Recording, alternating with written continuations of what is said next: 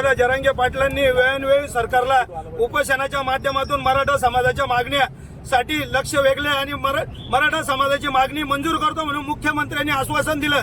पण आता मनोज दादा जरांगे पाटलांची तब्येत इतकी खालावलेली आहे, मनोज दादाच्या तब्येतीकडचं इतकं दुर्लक्ष करतायत सरकार आणि मागण्यांकडे मराठा समाजाच्या इतकं दुर्लक्ष करताय।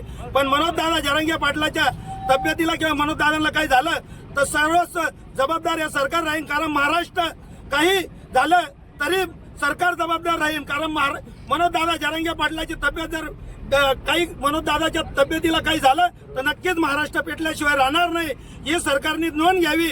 आणि मनोज दादा जरांगेंनी ज्या मागण्या सांगितल्या सकल मराठा समाजाची हीच मागणी आहे, धुळे सकल मराठा समाजाची, की लवकरच मनोज दादा जरांगे पाटलांच्या मागण्यांकडे सरकारने लक्ष द्यावे। जय जिजाऊ। मनोज दादा आगे बढ़ो।